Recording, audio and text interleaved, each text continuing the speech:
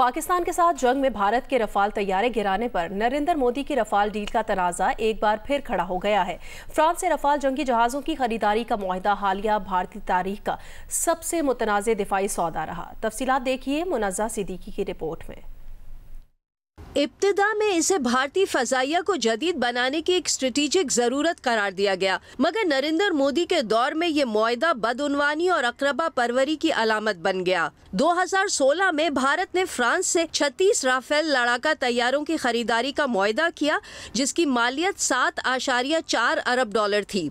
इस मुआहदे का सबसे मुतनाज़ा पहलू अनिल अंबानी के रिलायंस ग्रुप को ऑफसेट पार्टनर के तौर पर मुंतखब करना था, जिसके तहत राफेल बनाने वाली फ्रांसीसी कंपनी डासू एविएशन को इस डील से हासिल होने वाली रकम का एक हिस्सा भारत के दिफाई शोबे में दोबारा लगाना था।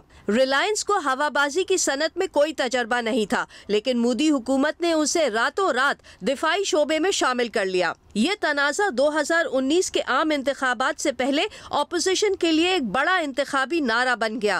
कांग्रेस रहनुमा राहुल गांधी ने पार्लियामेंट में और अवामी जलसों में बार बार वजीर आजम मोदी पर क्रोनी कैपिटलिज्म का इल्जाम लगाया कि उन्होंने बीजेपी से करीबी ताल्लुकात की वजह से अनिल अंबानी को ऑफसेट शराइत के जरिए फायदा पहुंचाया है और सरकारी इदारे हिंदुस्तान एरोनॉटिक्स लिमिटेड को नजरअंदाज किया।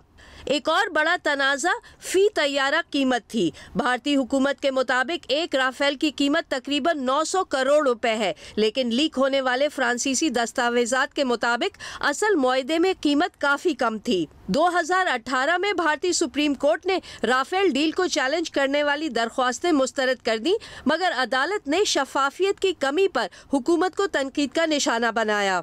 2021 में फ्रांस ने भी इस मुतनाज़े सौदे की तहकीकात शुरू की।